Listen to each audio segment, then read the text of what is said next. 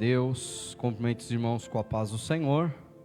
Estamos aqui na Igreja Cristã Rede Acolher, Ministério do Parque Novo Mundo, e nós estamos no nosso culto de ensino, nosso culto que vai trabalhar questões em que precisamos crescer na graça, no conhecimento, na bênção do nosso Deus, do nosso Senhor e Salvador, Jesus Cristo, amém?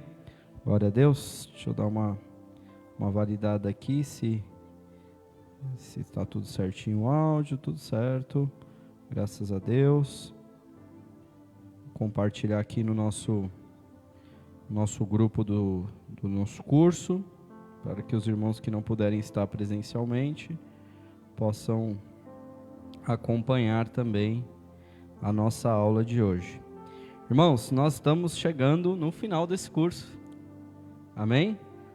Hoje é a penúltima aula do curso Fé em Deus. Hoje nós vamos falar de um tema bem interessante, um tema que glorifica ao Senhor. Eu quero hoje, esse é um tema que vai nos dar a possibilidade de glorificar a Deus pelo que Ele é, amém? Então o tema hoje é a grandeza de Deus. Vamos, antes de mais nada, fazer uma oração. Vamos pedir para que o Espírito Santo nos conceda graça, nos conceda o poder e a inspiração para que possamos nesta noite meditar em mais uma aula do nosso curso Fé em Deus. Feche seus olhos. Senhor, nosso Deus, nosso Pai, nós te agradecemos, Senhor, por mais essa oportunidade que o Senhor nos concede, Senhor, de neste dia que se chama hoje, podemos nos reunir, Senhor, nesta casa de oração. As portas estão abertas, nós estamos possibilitados de te glorificar, de te exaltar, de poder buscar a tua presença, de poder buscar a tua face, Pai. Por isso, Senhor, eu te peço que a tua bênção seja, Senhor, sobre as nossas vidas, que este dia de hoje seja um dia, Pai amado, abençoado, um estudo abençoado, em que possamos sair daqui cheios do conhecimento de Deus, cheios da graça, cheios do poder, cheios de alegria, por poder meditar uma vez mais na tua palavra. Senhor, em nome de Jesus, eu quero me esvaziar de todo o meu eu quero me esvaziar da minha teologia, eu quero me render hoje à inspiração do Espírito Santo. Eu quero me entregar a Ti neste dia de hoje e me render à Tua graça e à Tua palavra, Senhor. Pai querido, eu repreendo o diabo, eu repreendo Satanás, eu repreendo toda oposição a este trabalho, todo inimigo do Evangelho, caia por terra em nome de Jesus, e que esta aula de hoje seja uma grande bênção, e que a Tua palavra, ela cumpra o propósito pela qual está sendo mandada, em nome de Jesus, amém, e graças a Deus, amém, glória a Deus, pode se assentar em nome de Jesus. Então nós estamos na nossa penúltima aula deste curso, né? Acabando este curso semana que vem, se Deus assim permitir. Então nós vamos entrar aí num recesso, amém? Um recesso para dar mais tempo de os irmãos, dos irmãos fazerem esse curso, dos irmãos fazerem as avaliações, né? Então aí a hora que começar a entrega de certificado, que os irmãos começarem a concluir esse curso, aí nós já nos prepararemos para o próximo curso, que será a doutrina dos batismos, amém? Doutrina dos batismos, é dos mesmo, porque são mais de um batismo, né? Não é somente o batismo nas águas, não é somente o batismo no Espírito Santo, mas é também o batismo com fogo, aleluia, oh glória. Esse curso vai ser muito importante para conhecermos a pessoa do Espírito Santo. Então, nesse que nós estamos concluindo, a fé em Deus, nós estamos trabalhando no decorrer deste curso, a fé em Deus, o Pai, né? Entender mais sobre o Pai, estudamos sobre os nomes de Deus, falamos sobre os atributos de Deus, né? Então conhecer mais sobre a figura do Pai é nesse curso Fé em Deus. E aí no próximo, que é a doutrina dos batismos, além de nós aprendermos sobre os batismos, nós também teremos um espaço reservado para a pessoa do Espírito Santo. Então, saber que o Espírito Santo é Deus, o Espírito Santo é uma pessoa, tudo isso nós vamos trabalhar no próximo curso, Doutrina dos Batismos. E você que está nos assistindo aí pela live, se você entrou neste vídeo por um acaso, e você deseja conhecer mais sobre o nosso seminário, o Seminário Bíblico Querix, você pode nos chamar aí no particular, manda aí uma mensagem nos comentários, que certamente nós vamos te dar maiores informações. Então hoje o nosso curso está sendo oferecido gratuitamente para os irmãos que estão na igreja, os irmãos que nós conhecemos. Nós temos uma rede, né, de alunos Brasil afora, e esses alunos que começaram lá atrás, nos primeiros passos, estão tendo essa chance de fazer esses cursos de forma gratuita. Mas haverá um dia que fechará a graça, né? Acabará a graça do de graça, né? Porque nós entendemos que quando nós oferecemos de forma gratuita, infelizmente, alguns não dão o devido valor, né? Acha que por ser de graça não tem as qualidades necessárias para estimulá-los a quererem estudar a palavra do Senhor. Então, os nossos cursos eles são postados de forma paga, né, na plataforma Hotmart, e nós também temos os livros, né? Então todos os nossos cursos eles têm a ferramenta, porque nós queremos que esse livro é um livreto, né? É um livro de uma ferramenta para que você seja um arauto, e tudo que você está aprendendo você possa de alguma maneira também ministrar, né, também abençoar, fazer um grupo de estudo bíblico, fazendo um grupo no seu lar, fazendo escola dominical, né? Esses dias eu fiquei muito feliz porque fizemos uma venda lá no site da editora Wyclep, 20 livros, alguém comprou 20 livros, que fala sobre, um curso chamado o Ministério Quíntuplo. Então lá a gente trabalha os 5 ministérios, né?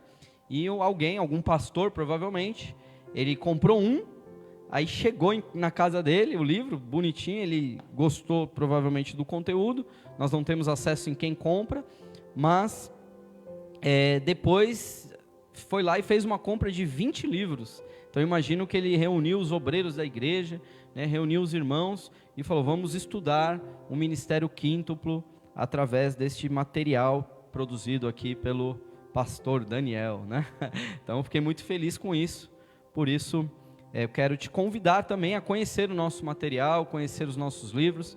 Hoje nós temos 19 títulos publicados, né, na editora Wyclep, né? Então, se você tiver esse desejo de conhecer mais sobre o trabalho, coloque aí nos comentários, que certamente nós vamos dar aí as dicas de como você pode adquirir. Amém?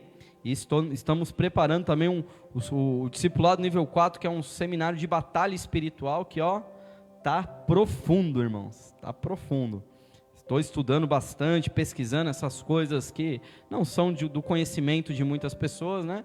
Dentro da igreja, dentro do meio evangélico, coisas como o trono de Lilith.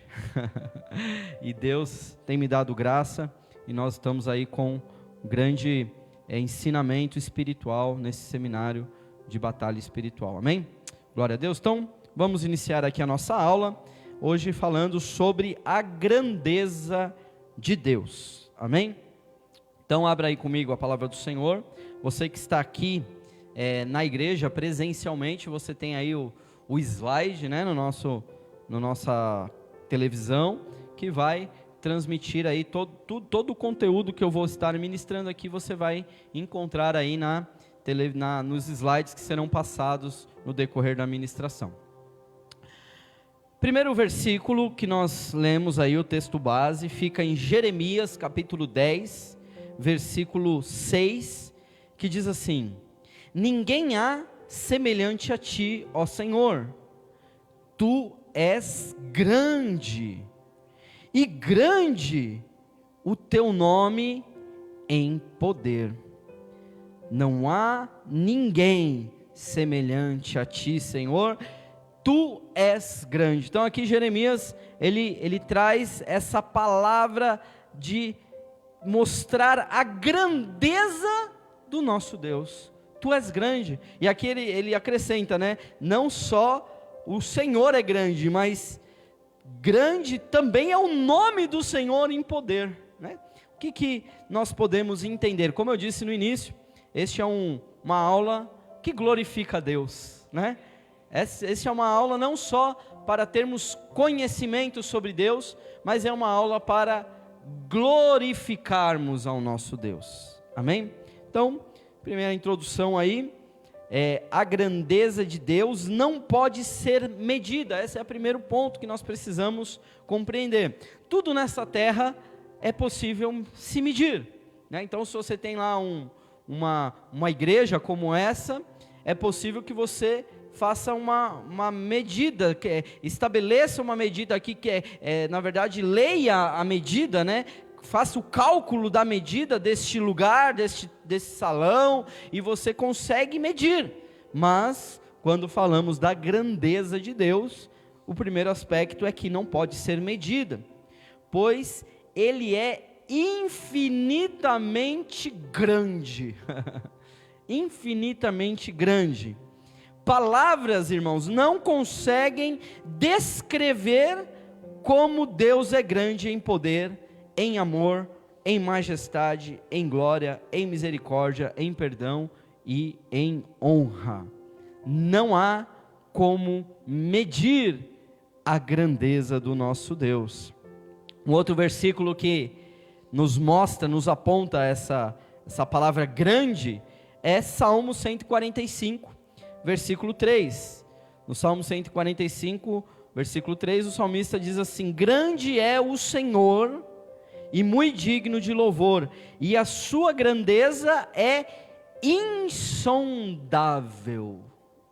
A grandeza de Deus, ela é insondável, né?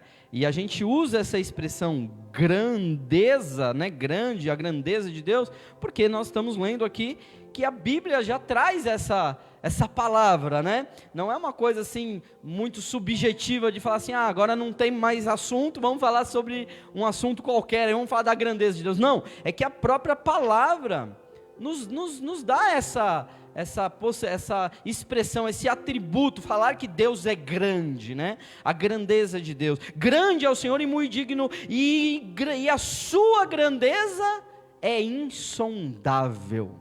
Amém? Glória a Deus. Aleluia. Irmãos, primeiro aspecto da grandeza de Deus é o que nós podemos falar sobre a grandeza de Deus no espaço, né? Então lembra quando nós falamos dos atributos de Deus?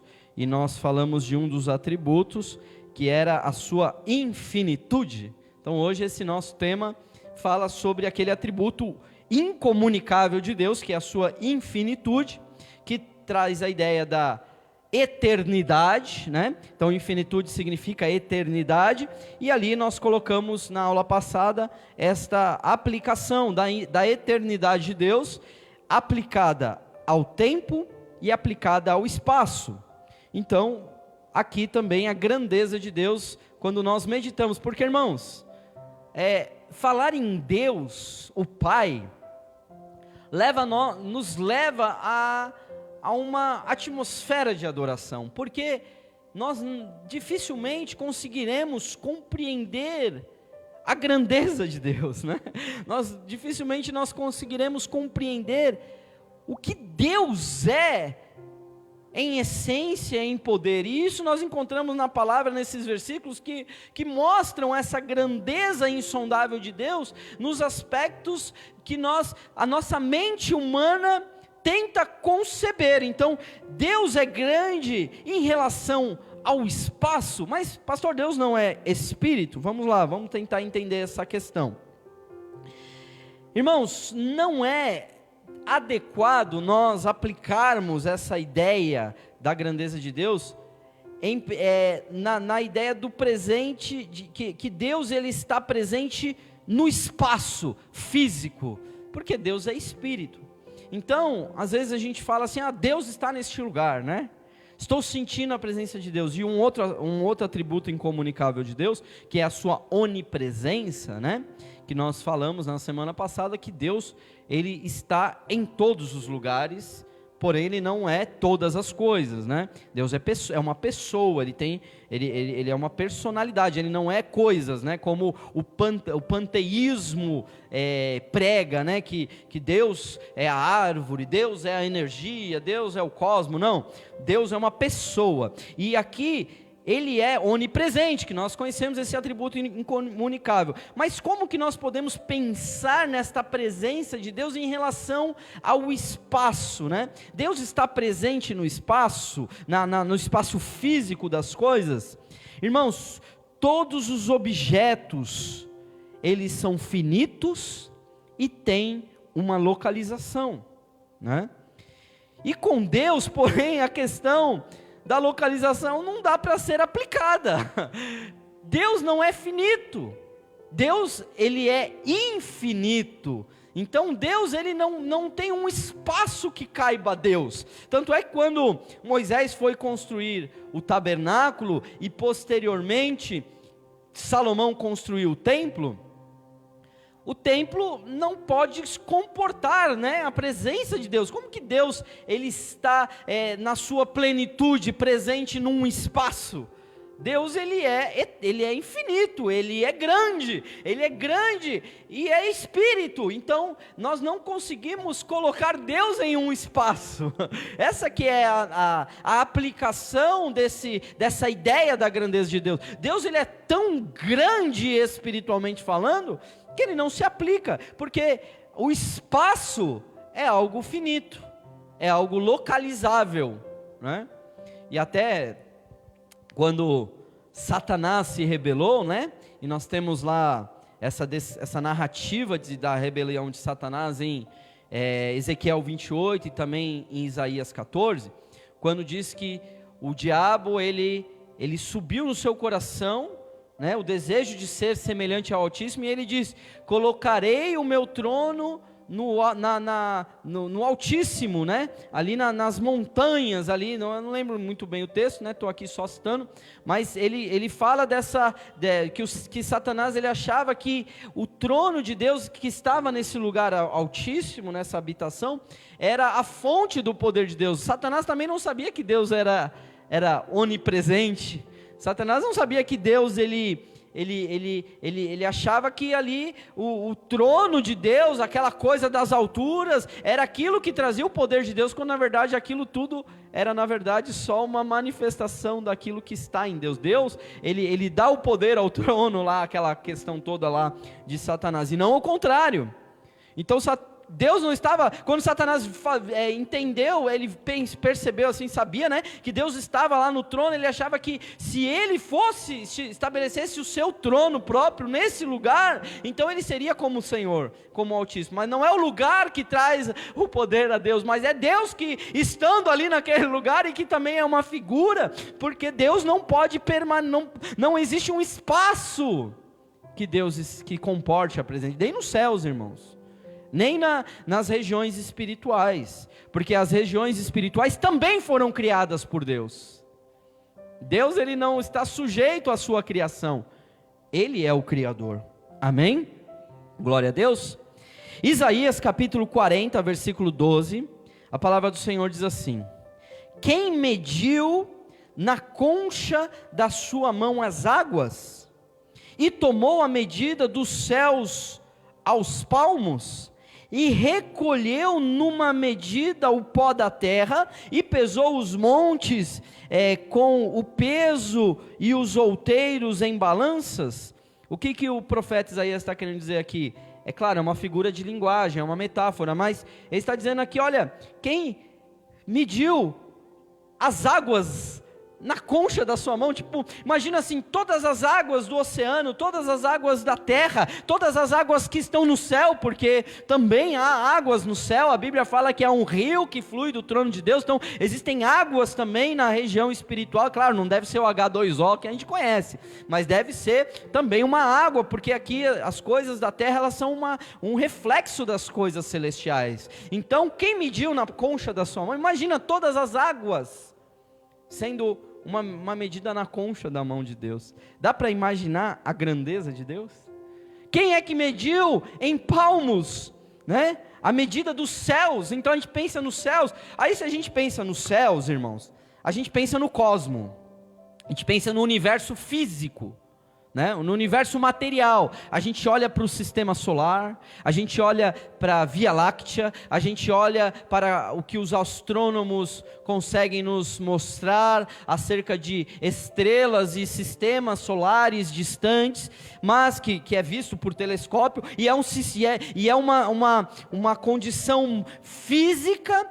Imagine os céus quando se refere ao céu espiritual, às dimensões espirituais, né? Então imagina o seguinte, quando Elias, ele foi arrebatado, diz a palavra que ele subiu num redemoinho, né? Aí apareceu ali uma carruagem de fogo, e ele subiu num redemoinho, mas na verdade ele não subiu para o céu, ele entrou em outra dimensão, ele entrou na dimensão do paraíso, do seio de Abraão, porque ele também aguarda a vinda de Jesus. Elias não é diferente de nós. Quando nós morremos, nós vamos para este lugar. A diferença é que Elias foi de corpo físico. Então, os céus que Eliseu viu Elias subindo na carruagem de fogo, não foi o céu cósmico, é o céu espiritual, são as dimensões espirituais que Deus mediu com os palmos das suas mãos. Com a palma, né? Tipo, mediu assim, deixa eu ver. Tá. Consegue imaginar a grandeza de Deus? Eu não consigo, irmão. Se você consegue, eu não consigo. Não dá para imaginar, não dá. A nossa mente, ela chega até um momento que ela buga, ela limita, ela está limitada. Eu não consigo pensar além do que a minha mente pode calcular. Em relação a tempo, a tamanho, em relação a espaço, porque tudo isso foi feito por Deus. Então Deus é maior do que tudo. Ele é maior do que tudo que foi criado, né? E aqui Isaías ele fala muito bem. E lá no livro de Atos nós encontramos também, no capítulo 17, versículo 24 e 25, seguinte texto. Ele diz assim: o Deus que fez o mundo e tudo o que nele há, sendo o Senhor do céu e da terra, não habita em templos feitos por mãos de homens, nem tampouco é servido por mãos de homens, como que necessitando de alguma coisa, pois Ele mesmo é quem dá a todos a vida, a respiração e todas as coisas, né? Eu quero abrir aqui um parênteses, amém, irmãos? Eu respeito, né, aqueles que entendem que quando falamos do dízimo, eu não sou contra o dízimo. Eu não entendo a obrigatoriedade do dízimo, mas eu sou a favor do dízimo. O dízimo como um princípio, né, irmãos? O dízimo de gratidão, o dízimo, né, como princípio ministerial, porque se na palavra o dízimo sustentava os levitas, hoje nós temos também obreiros que estão trabalhando em tempo integral, missionários, que também precisam ser sustentados pela igreja. Então, eu acredito no dízimo, eu prego o dízimo, mas não como obrigatoriedade.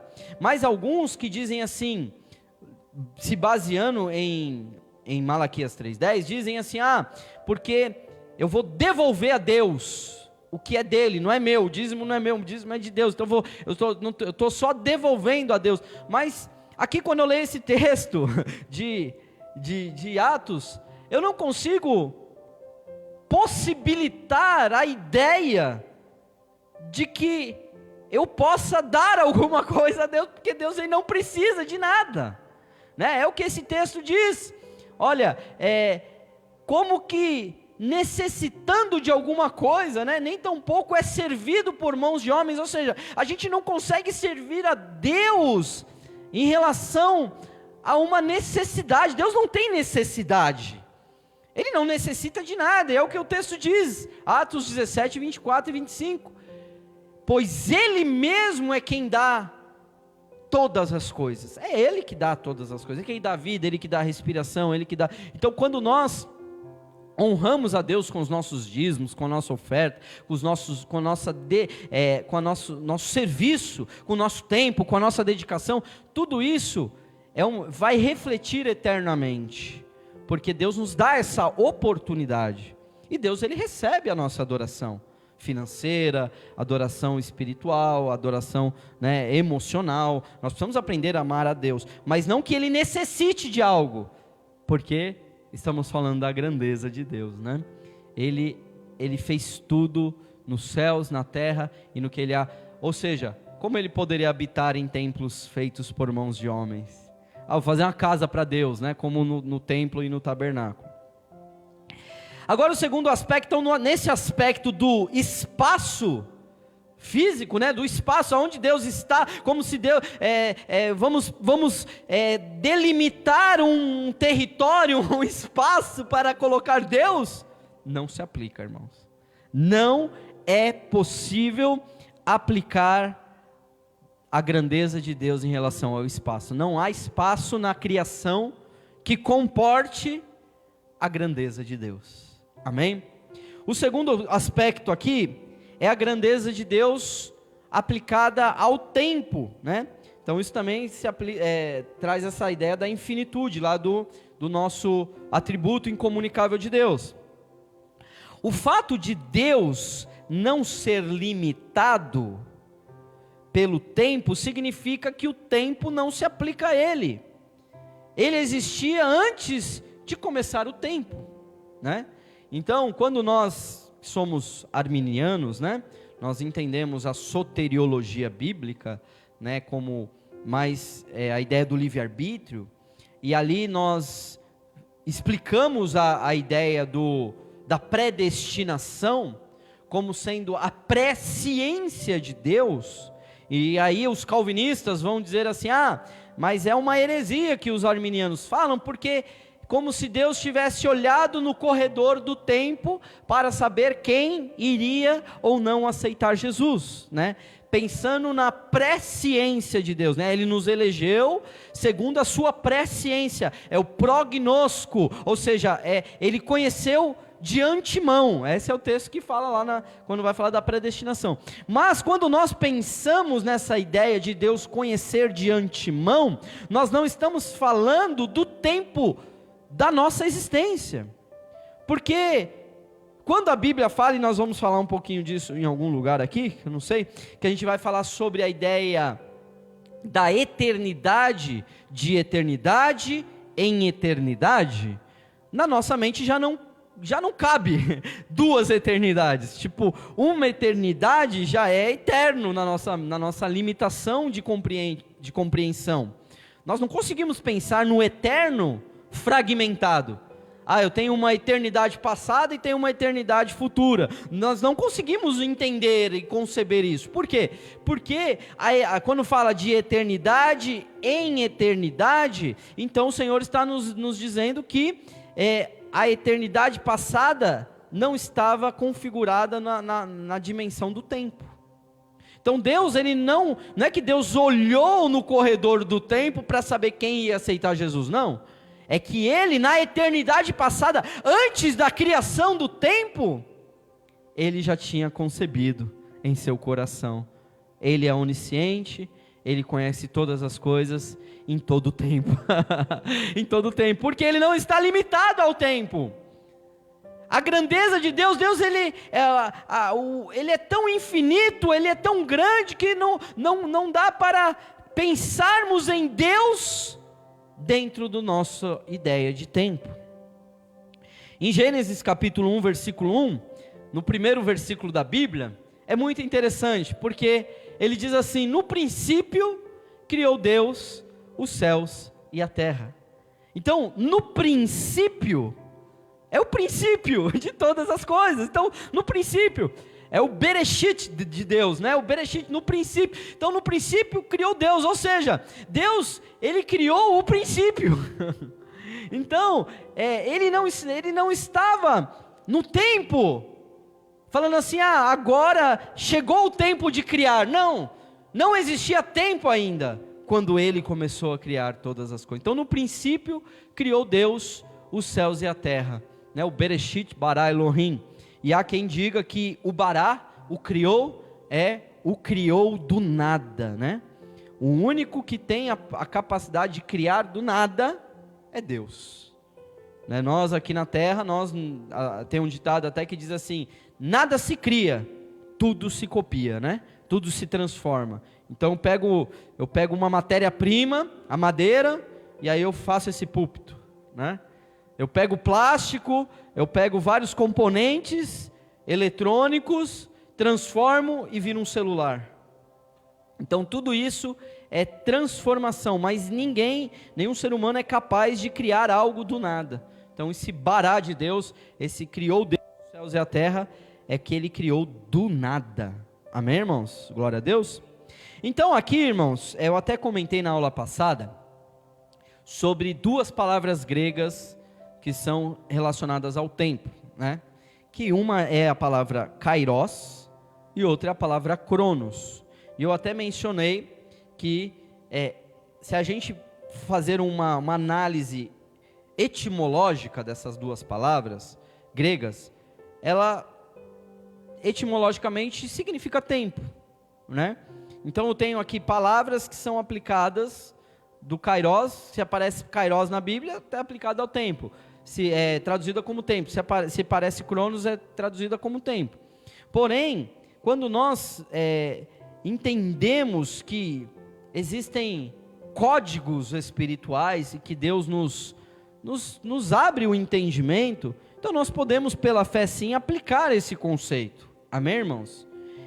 Se a gente fosse falar de um estudo acadêmico, né? De um estudo acadêmico sobre, né, essa etimologia desta palavra, nós estaríamos talvez limitados a dizer que são apenas duas palavras gregas que significam tempo. Mas no contexto espiritual é interessante nós falarmos sobre essas duas palavras. Então o cronos trata-se do quê? Do tempo humano, do tempo marcado no relógio, do tempo que tem uma matemática, o tempo que tem uma base. Qual que é a base do nosso tempo? É o Sol, né? Então a base do nosso tempo é o Sol, e a base do nosso tempo é a própria Terra, porque o dia com 24 horas é o tempo que leva a Terra para fazer uma volta em torno de si mesma. Então é isso que é o tempo, é um movimento de rotação da Terra. Então ela gira em torno de si mesma, então gira-se e tem ali 24 horas. Mas isso tem a ver com o quê? Com o tamanho da Terra, com a massa que tem o planeta. Porque um dia, né, se fosse aplicar esse mesmo conceito de um dia da Terra em um planeta maior, como Júpiter, né, como Saturno, não se aplicaria, porque esse outro planeta, ele teria uma massa muito maior, e ele demoraria muito mais tempo para dar uma volta em torno de si mesmo, para, teoricamente, calcular um dia. E o ano, como que é calculado o ano? É o tempo que a Terra gira em torno do Sol, que é o que chama de movimento de translação, né? Então o Sol está lá paradinho e a Terra gira em torno do Sol. A Terra e todo o sistema solar gira em torno do Sol. Então um ano aqui na Terra é diferente de um ano lá em Júpiter, porque ele vai demorar muito mais para dar uma volta na Terra no Sol do que a Terra. Então esse tempo cronos é uma matemática que o homem inventou para poder se situar no tempo, que Deus criou o tempo. Amém, irmãos? Glória a Deus. Nós envelhecemos, nós né, o nosso corpo é finito, o nosso corpo ele tem tempo útil de vida, nós vamos morrer. Amém? Todo mundo vai morrer, a menos que Jesus volte. Quando Jesus voltar e arrebatar a sua igreja, aqueles que estiverem vivos não verão a morte, eles serão transformados, né? Eles serão arrebatados e já receberão o corpo glorificado na ocasião do arrebatamento. E a palavra kairos? A palavra kairos, teologicamente, né, filosoficamente, poderia se aplicar ao quê? Ao tempo como substância, ou seja, é o tempo de Deus, é o tempo oportuno, é uma medida exata, porque Deus ele está fora desse contexto cronos, né? Inclusive Cronos é o nome de um deus grego, né? Então, uma vez até, né, não vou criticar e, né, respeito quem gosta de ficar assistindo os fogos da virada do ano, né? Mas um dia Deus, o Espírito Santo falou no meu coração, foi algo meu, foi algo comigo, é algo dentro de mim, eu não preciso dizer que foi Deus que falou, mas dentro de mim, né, para não falar, o pastor está falando heresia, não, dentro de mim, uma voz falou assim, isso é adoração a Deus Cronos, aqueles fogos da virada, né, aquela coisa, né, gloriosa, tantos fogos, e aí, algo dentro de mim disse assim, isso é adoração a Deus Cronos. Depois desse dia, meu irmão, eu nunca mais fiquei assistindo fogos. E pelo contrário, quando tenho oportunidade, não é todos os anos que eu tenho, esse ano nós passamos na igreja, né? Mas quando eu tenho oportunidade, eu pego meu carro e vou para o monte, né? E fico lá orando a Deus, buscando a Deus na virada do ano, enquanto está todo mundo lá aplaudindo, né, os fogos, eu estou lá adorando a Deus. E não sou melhor do que ninguém porque faço isso, amém? Só eu me rendi a um entendimento, e cada um tem a sua rendição. Se você quiser se render, as informações que você vai adquirindo no decorrer da tua fé, você vai crescer muito mais do que aqueles que não se atentam. Então tem essas duas palavras, Cronos e Kairos. Em Salmo 90, versículo de 1 a 4, ele fala desse paradoxo temporal, né? Ele mostra como Deus não está dentro desse tempo, e que como Deus não está também sujeito a esse tempo. Salmo 90, versículo 1 a 4, diz assim, ó: Senhor, Tu tens sido o nosso refúgio, de geração em geração. Antes que os montes nascessem, ou que Tu formasses a terra e o mundo, mesmo de eternidade a eternidade, Tu és Deus. O que eu falei lá, né? De eternidade a eternidade, Tu és Deus. E Tu reduzes o homem à destruição e dizes, tornai-vos filhos dos homens, porque 1000 anos são aos Teus olhos como o dia de ontem, e que passou, e como a vigília da noite. Quem escreveu esse Salmo 90, irmãos, foi Moisés. Então Moisés, nós sabemos que foi um grande homem de Deus, que viu Deus ali face a face, né, que recebeu toda a lei de Deus.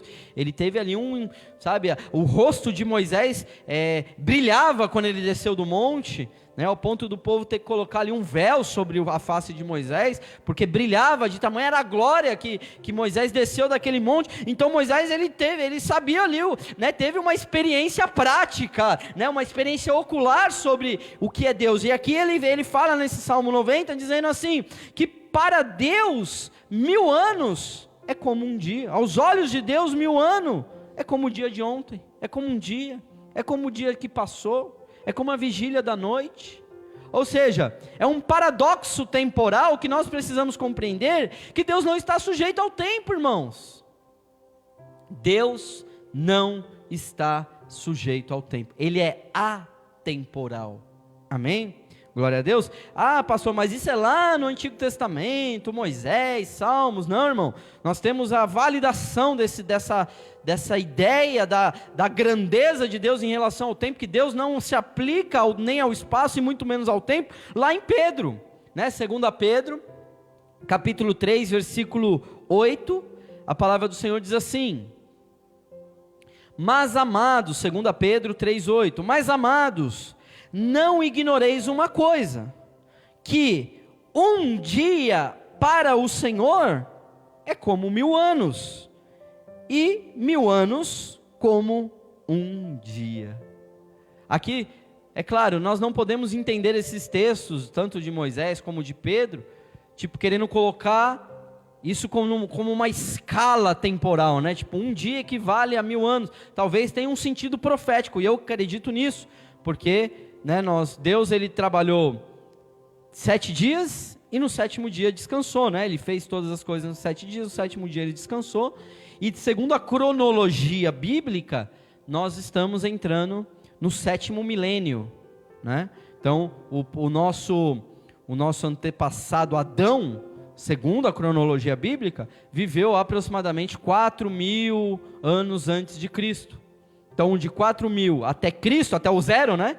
Até o zero são 4000 anos. Aí do zero até o ano 1000 é mais 1000 anos. E do ano 1000 ao 2000 é mais 1000 anos. Então nós já passamos 6000 anos, teoricamente, e estamos entrando no ano 2000, né? 2021, 2022 nós estamos. Então nós estamos nos primeiros momentos do 7º milênio, de acordo com essa cronologia bíblica. Então nós estamos iniciando o 7º milênio, ou seja, nós estamos iniciando o 7º dia.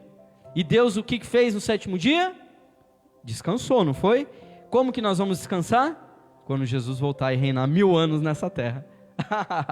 Então o milênio de Cristo, o que representa? 1000 anos, representa o descanso, né?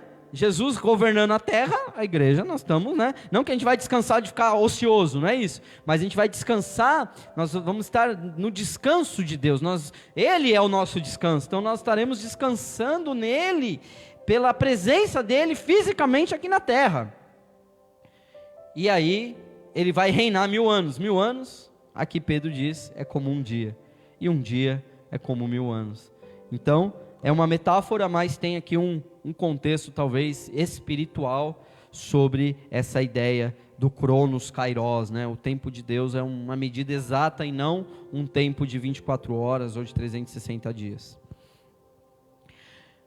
Depois, por último, né? A nossa terceiro ponto aí é a grandeza de Deus no infinito, né? Falamos sobre a grandeza de Deus no espaço, não se aplica. Falamos da grandeza de Deus no tempo, não se aplica. E como nós podemos entender a grandeza de Deus no infinito, né? Porque Deus, Ele é infinito, né? Então Deus, Ele é infinito. Isso significa que não significa apenas que Deus, Ele é infinito, mas que Ele é ilimitável. Se é que existe essa palavra, né? Não sei se existe essa palavra, ilimitável, mas ou seja, não dá para limitarmos Deus, porque Ele é infinito. Ele não existe fim. Como que você pode limitar a alguém que não tem fim, que é infinito? Eu sei que é meio complicado e é muito filosófico tudo isso, mas como eu falei no começo dessa aula, essa aula é uma oportunidade de nós glorificarmos a Deus. Não é uma questão tão da compreensão, né? Como nós aprendemos sobre outras coisas, sobre os nomes de Deus, são nomes, né? Que são coisas assim que nós podemos compreender Deus. Aqui não, essa é uma mensagem para nós glorificarmos a Deus pela sua grandeza. A grandeza de Deus não significa que Deus ele é só infinito, mas significa que Ele é ilimitável. Ele não é limitado, ele não é tão somente ilimitado, mas Ele é ilimitável. Ninguém na existência pode estabelecer algum tipo de limite para Deus. Deus, Ele faz o que Ele quer. Aí tem gente que às vezes não consegue compreender esses princípios de quem é Deus. Sabe? Isso é muito difícil, esse meu problema é muito difícil. Meu irmão, Deus não conhece problema difícil. Não dá para colocarmos um limite. Ele é infinito, Ele é ilimitado e Ele é ilimitável.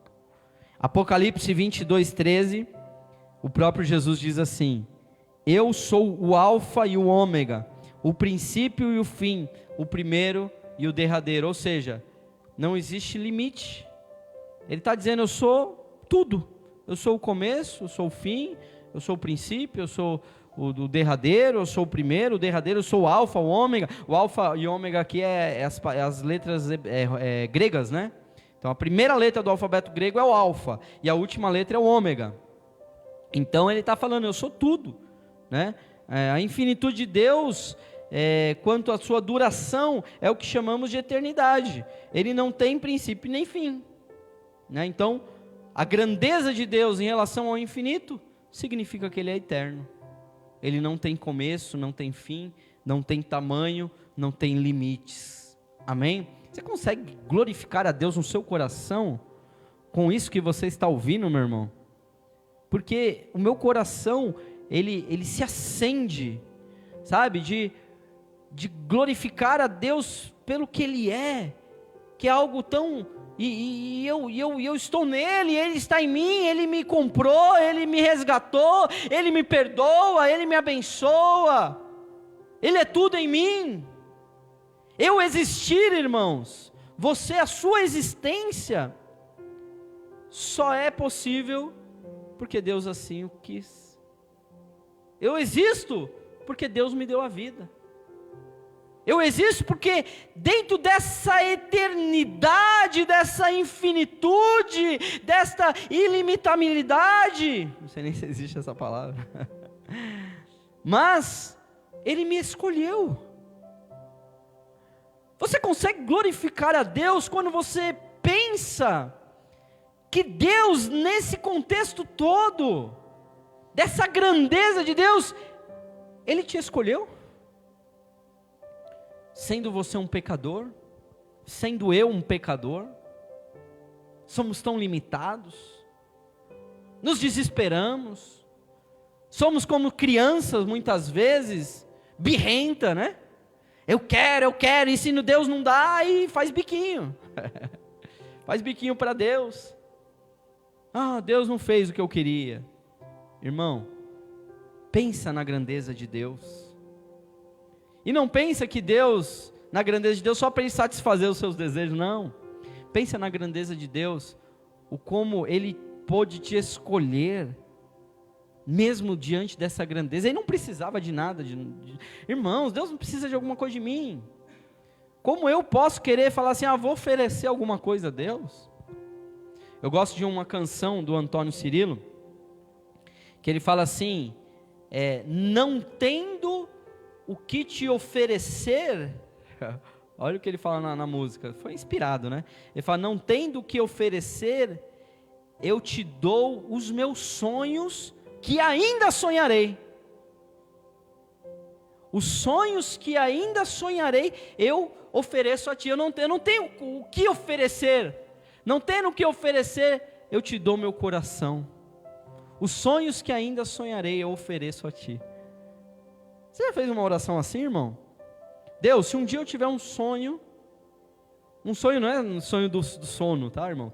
É um sonho de realização, né? Puxa, eu sonho um dia ter uma igreja com 80 membros, aleluia. Parece ser tão pouco, né, irmãos? A gente vê às vezes igreja aí com 5 mil membros, né? Sei lá, 10 mil membros. Deus tem a promessa, através de muitos homens de Deus, dizendo que grande seria o nosso ministério. Então, vamos esperar aí em Deus o que Deus tem preparado para nós. Mas eu poderia, assim, sonhar em ter uma casa própria, poderia sonhar em ter um carro, poderia sonhar em ter um ministério abençoado, poderia sonhar, e aí o que eu puder sonhar, eu já ofereço a Deus. Senhor, os sonhos que eu sonharei, eu te ofereço a ti. Profundo, né? Porque é diante da grandeza. O que eu posso oferecer a Deus diante dessa grandeza? A autoexistência de Deus. Deus existe por si mesmo. Esse também é um outro atributo, né, que nós falamos na semana passada, só para recapitular aqui, deixa eu ver aqui no nosso livro. O atributo da autoexistência de Deus é o atributo da aceidade. Você que ainda não respondeu a aula passada, está aqui uma dica, né? A aceidade de Deus é a autoexistência de Deus. Então, Deus existe por si mesmo. Existir é a própria natureza de Deus. Ele não necessita de nada fora de si mesmo para a sua existência. O Pai tem a vida em si mesmo, assim como o Filho e assim como o Espírito Santo. Atos 17, 28, a palavra do Senhor diz assim: porque nele vivemos e nos movemos e existimos, como também alguns dos vossos poetas disseram, pois somos também sua geração. Ou seja, é nele que vivemos, nos movemos e existimos, né? Toda a vida está em Deus. A vida está nele, a própria existência está nele. Sem ele, nada do que foi feito se fez. Sem ele, nada existe. Nada, absolutamente nada pode chegar à existência. E Deus não precisa de nada fora de si para existir. Deus não precisa de ar, de oxigênio, Deus não precisa de comida, Deus não precisa de nada. Ele é Deus. Por isso até, como eu falei aqui sobre essas questões do sétimo dia, há quem diga assim, né, a Bíblia diz, né, e descansou Deus no sétimo dia. Mas, irmãos, se Deus ele é autoexistente, se Deus ele é tudo isso que nós estamos falando, Deus cansa? Deus cansou, tipo, fiz muita coisa, cansei, sabe? Não, irmão, Deus não cansa. Deus não cansa, porque se ele cansasse, então ele não seria Deus.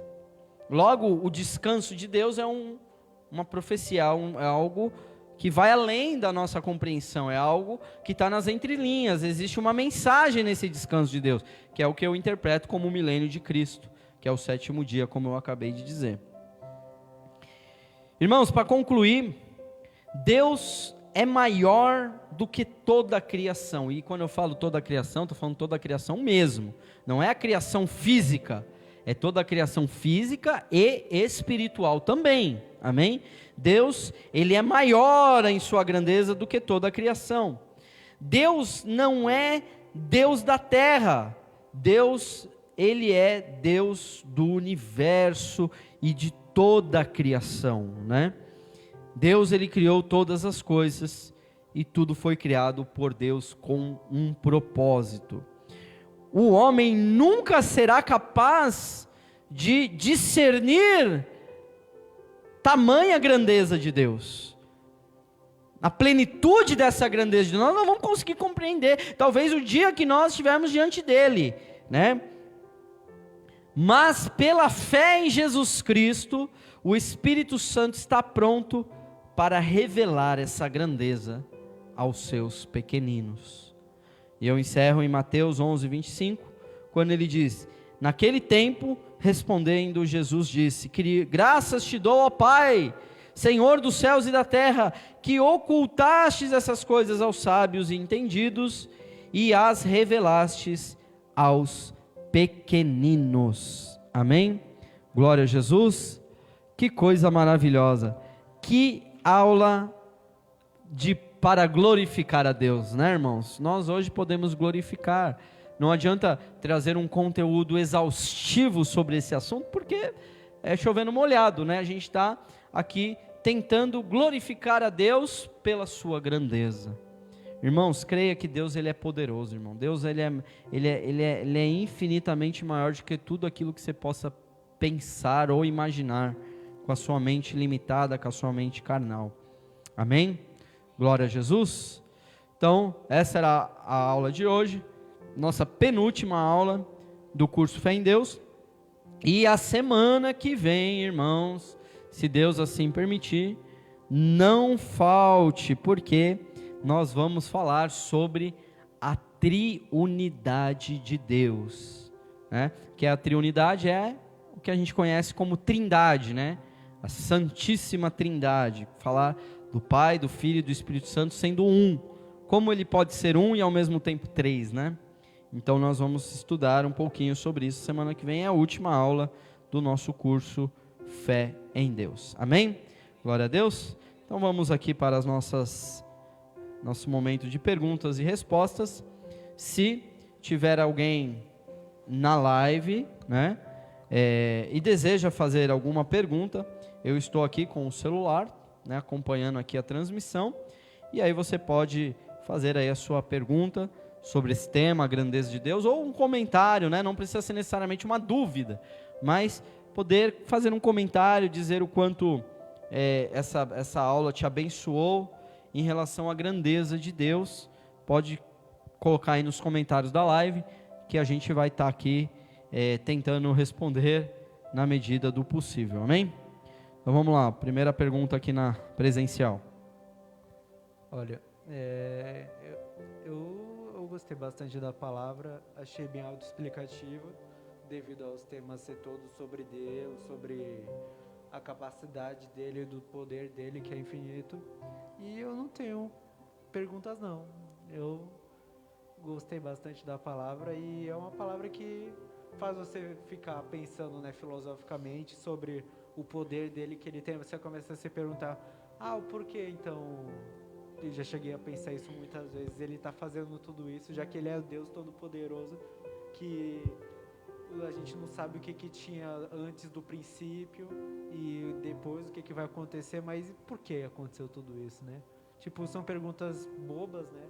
Mas que dá para entender que o poder dele é infinito, que é impossível de explicar. Ninguém explica Deus e é que nem eu tinha dito na palavra da última ministração, que eu estava em dúvida sobre, como é que se fala, que eu esqueci, sobre Deus ter aquilo de sentimento. Nossa, eu esqueci muito agora. O arrependimento de Deus? Do arrependimento de Deus. E o arrependimento na Bíblia pode ser explicado como aquilo dele se rebaixar para o nosso entendimento, mas que também é impossível a gente entender o que esse arrependimento de Deus pode significar, né?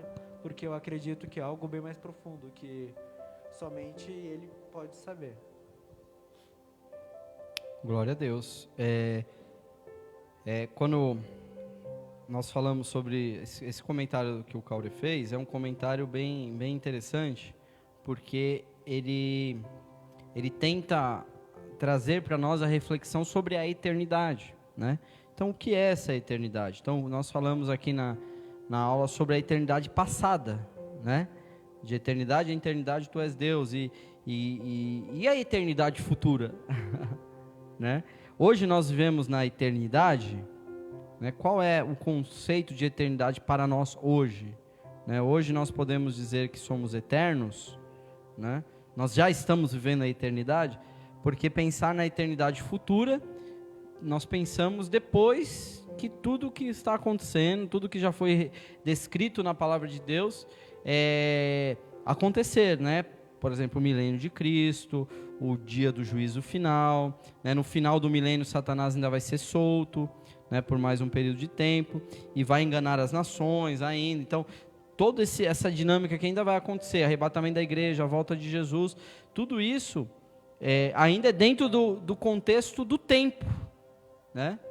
Mas e quando tudo isso acabar, né? Quando tudo isso finalizar esse processo temporal, como que nós podemos imaginar a eternidade depois de tudo isso? Porque, irmãos, as pessoas, elas acham que a eternidade, quando eu estiver no céu, né, as coisas vão ser assim, monótonas, né? Tem como ver se a live caiu ali, alguma coisa? Porque eu não estou conseguindo mais logar aqui, não sei se deu algum problema técnico. Não, tá funcionando. Alguém fez alguma pergunta aí? Não, né? Então tá bom, o meu ficou com a tela preta, bem na hora aqui das perguntas. Então a eternidade futura traz essa reflexão para nós de que coisas extraordinárias, coisas eternas acontecerão e que nós não vamos viver uma eternidade monótona. A gente não sabe o que nos espera, porque aí não vai existir mais o tempo, né? E vi novos céus e nova terra, as coisas velhas passaram, eis que tudo se fez novo. Então, existe um novo céu, uma nova terra, uma nova realidade. O tempo não existe mais. Não, o sol não existe mais, o sol não existe mais, a lua, as coisas, o mar já não existe, não existe mais essa coisa do movimento, de translação, de outra, acabou tudo isso. Isso é uma coisa dessa nossa existência temporal. Quando nós vivermos a atemporalidade de Deus, quando nós entrarmos nessa eternidade em Deus, então as coisas vão ser eternas. Não dá para especular mais do que isso, né? Serão eternas. E eu tenho uma informação sobre o arrependimento de Deus, né?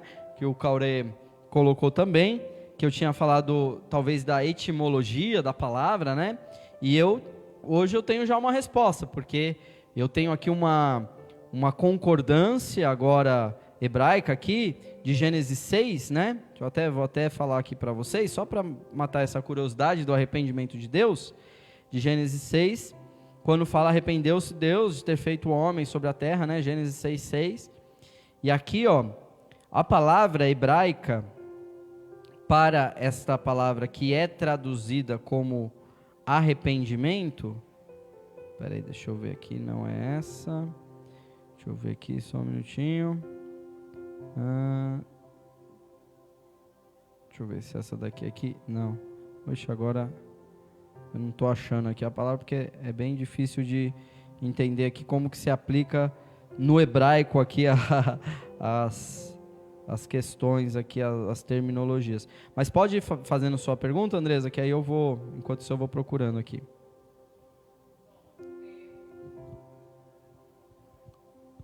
A pergunta que eu ia fazer, aí na hora que você estava já falando, aí você mesmo já explicou, né, que eu ia perguntar sobre, quando você falava do tempo Kairos e Cromos, né, aí eu ia perguntar se o Cromos era o nosso tempo, aí você já explicou que é o nosso tempo, né? E quanto a, assim, o alfa e o ômega, que a gente ora, cita, ele é o alfa e o ômega, princípio, meio e o fim. Só que eu não sabia realmente o que era o alfa e o ômega, mas aí você explicou, e que em grego o alfa é a primeira letra e o ômega é a última letra. Então, o começo e o fim, né? Isso. E também, que nem ele falou, não dá para explicar a grandeza de Deus mesmo. Ninguém explica Deus, e foi muito maravilhoso. Porque a gente consegue viver mais em paz, né? Porque não há limites para Deus, não há dificuldades para Deus, nada que a gente possa pôr um impedimento. Chegou o fim, isso para mim não dá mais. E Deus, ele pode tudo, então a gente não pode se limitar à infinitude de Deus, né? É maravilhoso. E é bom porque a gente vai compreendendo e vai ficando mais fácil até viver na Terra, né? Sabendo dessas coisas de Deus. Eu agradeço. Glória a Deus. É maravilhoso. Por isso que eu falei que essa nossa aula é para glorificar Deus. Amém? Pela sua grandeza, né? Quando você estiver nas suas orações, glorifique a Deus pela grandeza de Deus. Fala assim: Deus, como Tu és grande. Tu és infinito. Não cabe no tempo, não cabe no espaço, não cabe neste problema, né? Deus é maior do que todas essas coisas. E a palavra grega, a palavra hebraica aqui para arrependimento, lá no Gênesis 6:6, é a palavra Nachan. Não sei se é assim que se pronuncia, mas a definição aqui é lamentar-se, raiz primitiva, corretamente suspirar, né? Então o arrependimento de Deus lá diz assim, que é um respirar com força, né? É um arrepender-se, mas também traz essa ideia do se arrependeu Deus de ter feito tipo um lamento, não é uma mudança, né? Então quando alguém questiona e fala assim, Deus, a Bíblia é contraditória porque diz que Deus se arrependeu e Deus não é homem para que se arrependa. Realmente, Ele não é homem para que se arrependa. Então, aquela ideia que nós falamos bastante sobre o antropopatismo, né? De atribuir sentimentos humanos a Deus, também agora etimologicamente falando, na palavra, a raiz da palavra arrependeu-se lá no hebraico, Nachan, também significa lamentar-se, suspirar, respirar forte, assim, né? Tipo, Deus se lamentou, não é que Ele mudou, porque o arrependimento no grego é a palavra metanoia, que é mudar mesmo, né? meta, mudar, e ali a raiz de, né, noia seria mais tipo de mente, né?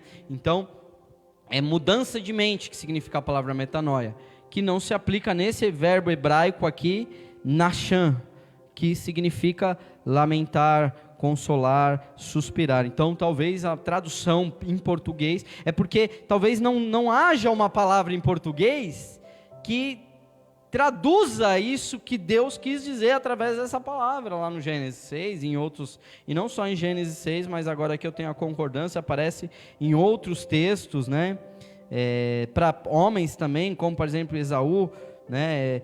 Como consolado também. Então essa palavra nachan tem a ideia tanto positiva quanto negativa, porque também fala de consolo, né? Essa palavra também se aplica a isso, a confortar e ser consolado. Mas aqui tem, por exemplo, deixa eu ver aqui, ó, o homem para que ele se arrependa, né? Então aí aqui essa palavra que está dirigida à questão do homem, aí talvez se aplique a ideia, né, de Números aqui, 23 e tal, a ideia aí tem um outro texto que fala de lamento, essa mesma palavra traduzida como lamentou, e de Israel lamentou por seu irmão, né? Então ele se lamentou, não é que ele se arrependeu, mas é a mesma palavra que está traduzida como arrependeu, é que está aqui traduzida nesse outro texto como lamentou, né?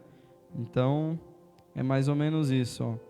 Eu lamento, ó, tem uma tradução aqui de Saul, até que o Josemar falou, né, de Saul, ele dizia, eu lamento que tenha feito Saul, né? Tem uma tradução aqui em português que já traz, não, em vez de arrependeu-se Deus, né, eu me arrependo de ter feito Saul como rei e tal, aqui ele fala, eu lamento, e assim vai as palavras, né, irmão? Irmão, Brasília, a palavra Brasília no português, ela pode ser um carro velho, antigo, da Volkswagen, e também pode ser uma cidade lá na região de Goiás, Goiânia, lá que tem lá Brasília, né? Manga pode ser algo da camisa, né? A manga da camisa, como pode ser uma fruta que nós comemos, que é a manga. Então, as palavras, elas são polissêmicas, né? Ou seja, tem vários significados, né? Poli, muitos, né? Semântico, significado. Então, uma palavra pode ter muitos significados. Então, às vezes, se você está lendo a Bíblia e você está com alguma dúvida sobre algum texto, qual que é o caminho mais adequado a você seguir? Pega outra tradução, né? Vai lá na Bíblia Online, lá na internet, o Bíblia Online, lá você tem umas 5 ou 6 tipos de traduções diferentes para você comparar. Então coloca em uma, vê como que foi traduzido aquele versículo, coloca em outro, vê como foi traduzido. Às vezes uma tradução mais moderna, uma NVI, a nova versão transformadora, NVT, essas versões são versões mais modernas, então já existe uma linguagem um pouco mais compreensível para os nossos dias. Então compara, né? Compara ali as traduções, e aí talvez você vai ter um entendimento melhor do que às vezes você tem uma Bíblia lá, Almeida de 1969, e fala que tu eras e não sei o que, e com aquela linguagem mais coloquial, e aí você não entende algumas coisas, porque, né, nossa língua evoluiu, né, o entendimento evoluiu, e as palavras elas são polissêmicas, amém? Glória a Deus. Então, aqui na live, aqui voltou aqui a minha transmissão aqui, não tem nenhuma pergunta, então vamos encerrar mais essa aula. Então, reforçando, semana que vem vamos falar sobre a trindade, a triunidade de Deus. Se você tem o desejo de aprender mais sobre esse mistério, que Deus é Pai, é Filho, é Espírito Santo, são 3 e ao mesmo tempo é um, nós vamos estudar sobre isso na semana que vem, se Deus assim o permitir. Amém? Vamos fazer uma oração. Senhor, nosso Deus, nosso Pai, nós te agradecemos, Pai, por essa aula tão maravilhosa, e pudemos te glorificar pela tua grandeza, Pai. Nunca poderemos compreender tamanha grandeza, mas nós podemos te glorificar por essa grandeza. Obrigado, Senhor, porque diante desta grandeza, o Senhor nos escolheu, o Senhor nos amou, sendo nós ainda pecadores, nós éramos inimigos de Deus, mas o Senhor nos resgatou da nossa vã maneira de viver. Muito obrigado, Senhor, nós te glorificamos por essa grandeza, por essa aula tão maravilhosa, tão profunda, para a nossa meditação e nossa reflexão de hoje. Muito obrigado, abençoa, Senhor, os meus irmãos, e que essa grandeza possa ser uma realidade em nossos corações, em nome de Jesus. Amém. E graças a Deus. Deus abençoe. Até a próxima videoaula, até a próxima aula presencial, se Deus assim o permitir, em nome de Jesus.